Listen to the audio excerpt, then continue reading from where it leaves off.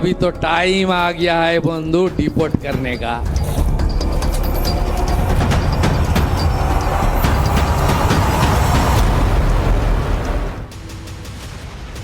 बंगाल की सत्ता में शुभेंदु सरकार के आने के बाद से लगातार बदलाव देखने को मिल रहा है।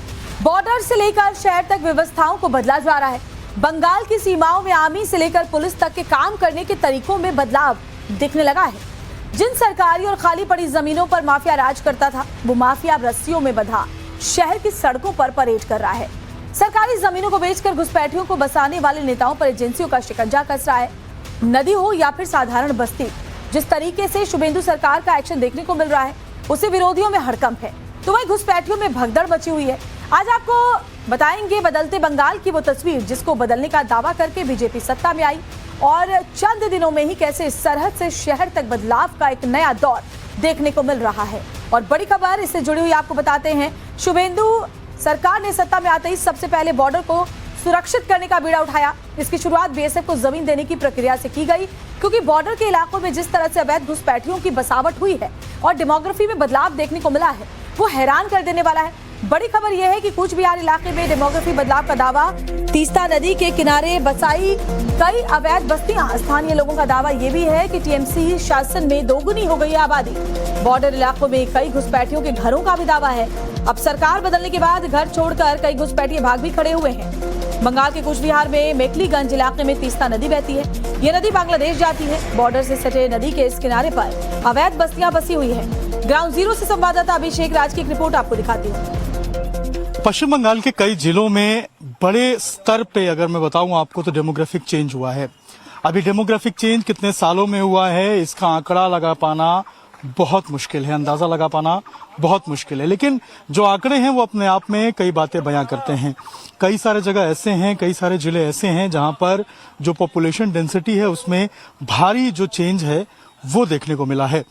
इस वक्त हम कूच बिहार जिले में मौजूद हैं। कूच बिहार का ये मेखलीगंज का इलाका है, बॉर्डर एरिया है जहां मैं मौजूद हूं। यहां से महज 2 किलोमीटर 2.5 किलोमीटर के एरिया पे ही जो बांग्लादेश का बॉर्डर है वो आता है और वहां पर फेंसिंग का काम चल रहा है। वहां पर बाड़बंदी जो है उसका काम लगातार, उसकी मपाई जुखाई जो है वो चल रही है। मेरे पीछे जो आप देख रहे हैं ये दरअसल तीस्ता नदी की जमीन है। तीस्ता नदी जो कि भारत से बांग्लादेश में प्रवेश करती है। लेकिन इस जमीन को अगर आप देखेंगे तो आगे चल के जो नदी है वो आती है और जब बरसात आती है तो ये पूरा पानी से भर जाता है।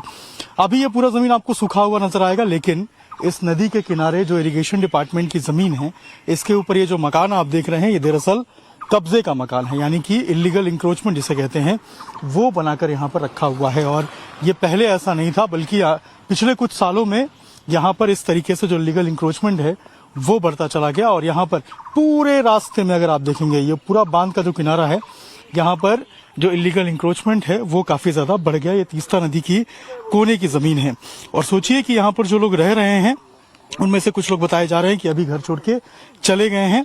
क्यों गए हैं इसका कारण नहीं पता, लेकिन जब से एसआईआर हुआ है और जब से सरकार बदली है उसके बाद से कुछ लोग यहाँ से घर छोड़ के भी यहाँ से जा चुके हैं। लेकिन आप देखिए यहाँ पर परमानेंट जो घर हैं वो बना दिए गए हैं और बताया जा रहा है कि मेजरली यहाँ पर जो मुस्लिम पॉपुलेशन है उसने यहाँ पर अपना घर बनाकर रखा हुआ है। इलेक्ट्रिसिटी कनेक्शन से लेकर ये सारी चीजें इनको यहाँ पर मुहैया कराई गई थी, जो कि यहाँ पर इरिगेशन डिपार्टमेंट की जमीन थी। अगर बाड़बंदी हो जाएगी, बैरिकेटिंग हो जाएगी, फेंसिंग हो जाएगी तो फिर जो सुरक्षा की भावना है वो हो जाएगा। जो लीगल इंक्रोचमेंट, जो डेमोग्राफिक चेंज, जो ये पूरी बातें हैं इसके ऊपर भी जो अंकुश है वो लगेगा। क्योंकि पिछले 15 सालों में जिस तरीके से जो एक बदलाव देखने को मिला है, जो यहाँ पर डेमोग्राफिक चेंज हुआ है, आबादी दुगनी हो गई है मुस्लिम कम्युनिटी की बताया जा रहा है और यहाँ पर पहले वो स्थिति नहीं थी, उसके बाद जो भी स्थिति हुई है उसके हिसाब से लोग कह रहे हैं कि अगर फेंसिंग हो जाएगी तो घुसपैठ रुकेगा और घुसपैठ रुकेगा तो यहाँ पर किसी भी तरीके से बांग्लादेश से जो अवैध नागरिक हैं वो भारत में नहीं आएंगे और यहाँ के लोगों को सुरक्षा भावना जो है वो मिल पाएगी। संजय के साथ अभिषेक राज, टाइम्स भारत, पश्चिम बंगाल। कूच बिहार के इस इलाके में जब नवभारत की टीम पहुंची तो कुछ स्थानीय लोग सामने आ गए जिनका कहना था कि टीएमसी के शासन में अवैध बस्तियों में लोगों को बसाने का काम भारी तादाद में हुआ है। जो पूरा जमीन है ये किसकी जमीन है? ये इमिग्रेशन डिपार्टमेंट का जमीन है जी। लेकिन यहाँ पे घर कैसे बना? घर तो अभी बेआईनी करके बना हुआ है, यहाँ पे इलीगली बना हुआ है, तो डिपार्टमेंट भी कोई एक्शन नहीं ले रहा है।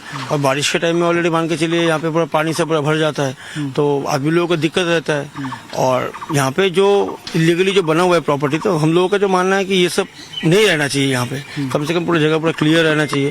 और इन लोगों का, हम लोगों के पास जितना इन्फॉर्मेशन है, मान के चलिए कि इन लोगों का दूसरे बहुत जगह पे इन लोगों का दूसरा सारा प्रॉपर्टी है, जहाँ पे ये लोग बेच देता है, बेचने के बाद एक जगह पे रहता है, फिर सरकार से मांग करता है कि नहीं हम लोगों को उठा दिया गया है, तो हम लोग को दूसरा कोई जगह दिया जाए, फिर जगह दिया जाता है, भेज देता है ये लोग। ऐसे चल रहा है इन लोगों का। ठीक, कितने साल से यहाँ पे बसे हुए इस तरीके से? मैक्सिमम पकड़ लीजिए आप 14-15 साल से, टीएमसी से सरकार जब से था उस टाइम से ही यहाँ पे बैठा हुआ है। यहाँ से बॉर्डर कितनी दूर होगा? यहाँ से बॉर्डर आपका पकड़ लीजिए मैक्सिमम होगा आपका 2 से 2.5 किलोमीटर। तो ये तो बहुत सेंसिटिव इलाका है जहाँ पर। सेंसिटिव है, खूब सेंसिटिव है। बगल में आपका नदी भी है। इलीगल इंक्रोचमेंट पूरा भरा हुआ है, पूरा तीस्ते नदी के। ये टीएमसी जब आया है तब से इन लोगों का जितना पॉपुलेशन था उससे डबल हो गया। पहले क्या स्थिति थी? पहले कितना था? अभी घेर कितने होंगे? अभी करीब मतलब जितना घर था अभी करीब ये डबल हो गया। अभी फिर इनका जमीन दिया था सरकार ने, एजुकेशन डिपार्टमेंट ने जब यहाँ पर कब्जा किया था तब ये लोग मांग किया था कि हम लोगों को जमीन दीजिए, फिर हम कहाँ जाएंगे। फिर दिया था इनको जमीन, 3 दिन काटा करके जमीन दिया था, फिर वहाँ पर बसा था, वहाँ से फिर यहाँ पर आके बैठ गया। हाँ, नहीं तारबंदी से लग रहा है आपको सुरक्षा मिलेगा?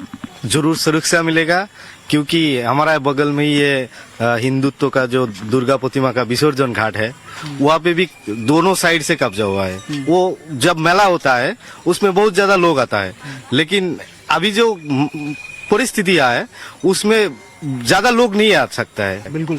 तो देखिए, अगर वो दीवार लग जाएगी, अगर फेंसिंग हो जाएगा, तो सुरक्षा की जो भावना है वो बढ़ जाएगी। अच्छा, ये फेंसिंग होगा तो आप लोग को भी सुरक्षा मिलेगा लग रहा है? हाँ, मिलेगा, अच्छा लगेगा हम लोग को भी। हम लोग के लिए कोनो परेशानी नहीं है यहाँ पर। आप लोग कितने साल से रह रहे हैं? हम लोग 40 साल से रह रहे हैं। एक बार हम लोग को हटा दिया, सुपर मार्केट में थे हम, बहुत 1 साल थे। हाँ, जिसको भी जमीन दिया वो भी फिर से यहाँ रह रहा है। हम लोग को तो मिला ही नहीं। अभी लिस्ट में जो नाम 40 साल पहले आप लोग कहाँ रहते थे? 40 साल हम दूसरे वहाँ बीच में रहते थे, नदी आने के बाद यहाँ। बीच में कहाँ पे, किस तरफ में? बीच में जमीन 4 के बीच। यानी आपका पक्का कोई मकान नहीं है? नहीं है, जमीन नहीं है तो पक्का मकान कहाँ से रहेगा? जमीन भी नहीं है? नहीं है। अब आपको ये बताते हैं कि आखिर तीस्ता के किनारों पर घुसपैठ के पीछे की साजिश क्या है और क्यों ये राजनीतिक मुद्दा देश की सुरक्षा के लिहाज से भी अहम हो जाता है। तो इसको ऐसे समझिए कि कूच बिहार और सिलीगुड़ी कॉरिडोर यानी कि चिकन नेक के इलाकों में घुसपैठिए का कब्जा देखने को मिलता रहा है। चिकन नेक के आसपास तीस्ता बेसिन में अवैध कब्जे और डेमोग्राफी चेंज का दावा किया जाता है।